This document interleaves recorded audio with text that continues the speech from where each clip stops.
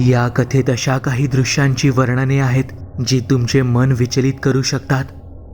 त्यामुळे योग्य ती खबरदारी घेणं आवश्यक आहे. पण कथेला सुरुवात करण्याआधी महत्त्वाचे, जर तुम्ही आपल्या चॅनलवरती नवीन असाल तर आपल्या चॅनलला सबस्क्राईब नक्की करा आणि बेल आयकॉनवरती क्लिक करा, म्हणजे तुम्हाला पुढील येणाऱ्या व्हिडिओचे नोटिफिकेशन लगेच मिळेल.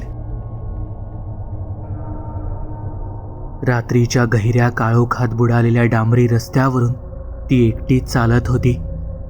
विजेच्या खांबावरील बल्ब गल्लीतील टवाळखोर मुलांनी फोडल्यामुळे 1-2 विजेच्या खांबावरील बल्ब तेवढेच काय ते सुरू होते.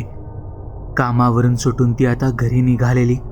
मोबाईल कानाला लावून ती आपल्या आईसोबत बोलत होती. हो ग आई, बाबांची औषधं घेतली आहेत. मेथीच्या 2 जुड्या आणि पांढरी वांगी, तुझी आवडती. आता आणखी काही आणायला सांगू नकोस, कारण आता सगळी दुकानं बंद झाली आहेत. तिचं बोलणे ऐकून आई म्हणाली, इतका उशीर का केलास? शहरात काय सुरू आहे माहिती आहे ना? आईचं बोलणं ऐकून ती म्हणाली, हो माहिती आहे ग. 1.5 महिन्यात आतापर्यंत 3 मुलींचं अपहरण करून खून झालाय, तेही मुंडकं धडा वेगळं करून. कोणी अजून सापडलेला नाही. आई, मी पण बातम्या पाहते हं. काय मुलगी आहे ही, भीती ती कसली नाहीच. आई, नोकरी तर करावीच लागेल ना ग. हो ग, काय नशीब आहे आमचं. जिथं भीतीने लोकांनी मुलींना घराबाहेर सोडणं बंद केलंय, तिथं कुटुंबाचं पोट भरायला तुला घराबाहेर पडावं लागलंय. आई, कशाला काळजी करतेस? 10-15 मिनिटांमध्ये मी घरी पोहोचते. काळजी करू नको, ठेवते आता. एवढे बोलून तिने फोन कट केला आणि खांद्यावर अडकवलेली पर्स नीट करत ती चालू लागली. वाहनांची किंचित ये जा होती. अशीच एक 4-चाकी मोटार तिच्या अगदी शेजारीच येऊन थांबली. तिनं वळून पाहिलं, पण काही समजायच्या आतच एकानं तिच्या तोंडावर काळं कापड झाकलं तर दुसऱ्यानं तिला गाडीत खेचलं.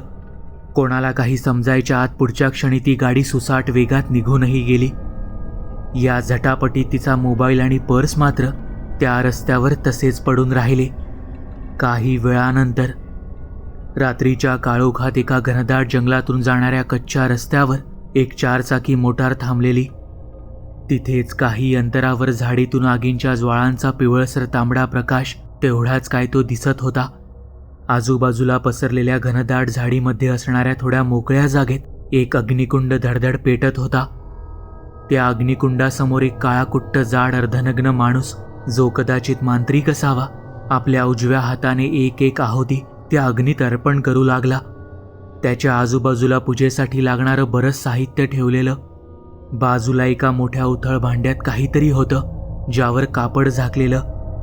त्या प्रत्येक आहुतीसरशी चर्र आवाज करत त्या यज्ञकुंडात पेटणाऱ्या अग्नीमधून उठणाऱ्या लालसर ठिणग्या सफेद धुरासोबतच हवेमध्ये तरंगत उंच उंच जाऊ लागल्या. तो मांत्रिक एकसारखे काहीतरी पुटपुटत होता.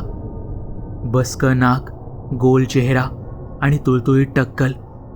अग्नीच्या लाल तांबड्या प्रकाशात त्याचं हे काळजात जरब बसवणारं रूप अगदी उठून दिसत होतं.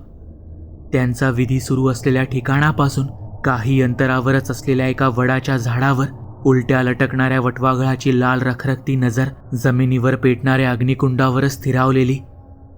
ते वटवाघूळ सारं काही अगदी शांतपणे पाहत होतं. रात्र संथपणे पुढे सरकत होती. त्या अग्निकुंडाच्या दुसऱ्या बाजूला 3 तरुण हात जोडून बसले होते. अग्नीत आहुती टाकत त्या मांत्रिकाने आपली एक नजर एक करून 3घांवर रोखली आणि शेजारी जमिनीवर ठेवलेल्या त्या उथळ पात्रावर ते झाकून ठेवलेलं कापड बाजूला केलं.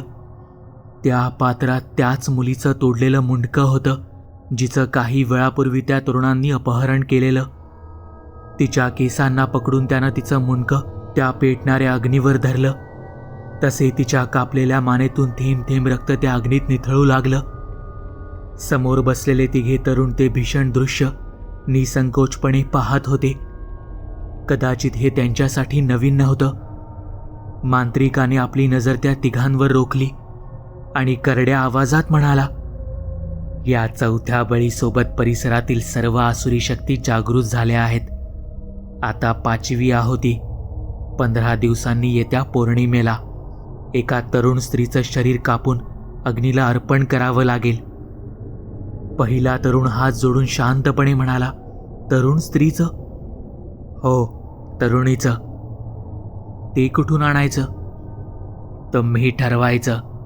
4 बळी दिलेत, आता 5वा बळी. मग या जंगलात लपवलेलं गुप्तधन स्वतःहून तुम्हाला बोलावून नेईल.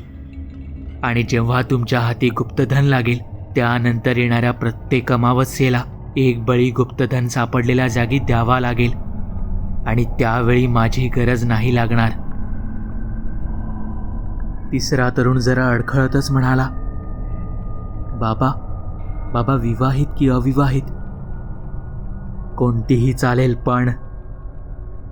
एवढे बोलून मांत्रिक मध्येच थांबला. पण काय बाबा? त्यांच्यातल्या एकाने विचारलं. तिघही श्वास रोखून शांतपणे त्या मांत्रिकाकडे पाहू लागले. तसं त्या मांत्रिकाने डोळे बंद केले. तिघेही हात जोडून त्याच्या त्या क्रूर चेहऱ्याकडे पाहत होते.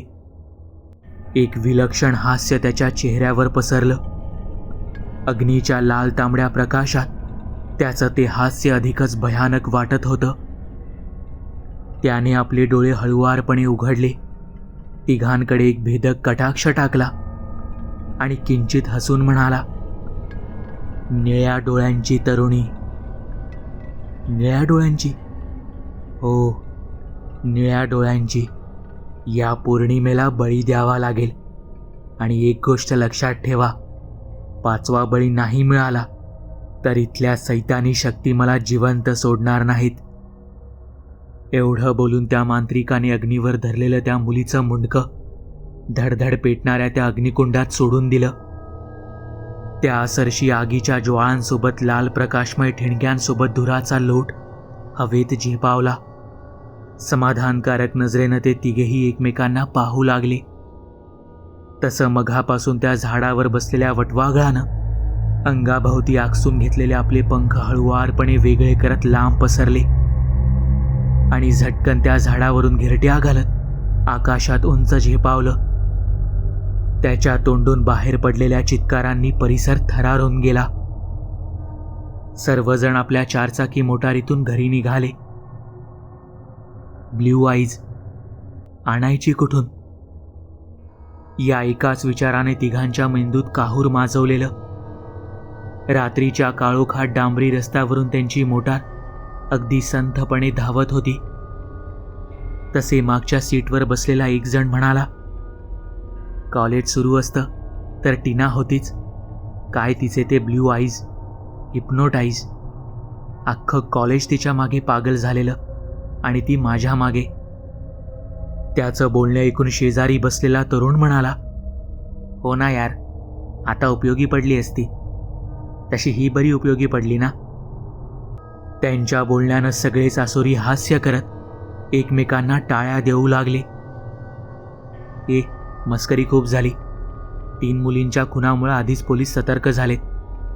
उद्या या 4थ्या मुलीचा मृतदेह नदीकाठी मिळाल्यानंतर शहरात कडेकोट बंदोबस्त होईल. त्यात फक्त नोकऱ्या करणाऱ्या मुली बाहेर आहेत. त्याच्या बोलण्यावर कोणीच प्रतिक्रिया दिली नाही. तोच गाडी चालवणाऱ्या मुलाची नजर रस्त्याकडेला उभ्या काही कॉल गर्ल्सवर पडली. त्याच्या मनात राक्षसी विचार चमकून गेला.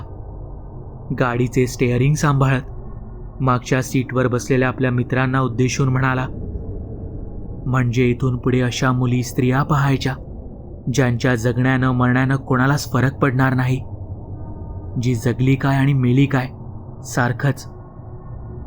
म्हणजे काय म्हणायचंय तुला? म्हणजे एक सॉफ्ट टार्गेट. Soft target? पण कुठे शोधायची? शोधावी लागत नाही, तू हवी ती निवडायची. काय काय बोलतोयस? निश्चिंत व्हा. त्या जंगलात लपवलेल्या खजिन्यासोबत तिथल्या सैतानी शक्ती आता आपल्या हातात असतील. ते तिघेही असोरी आनंदाने घरी परतले. त्यांना त्यांचं सॉफ्ट टार्गेट सापडलं होतं. आता प्रतीक्षा होती ती येत्या पौर्णिमेची.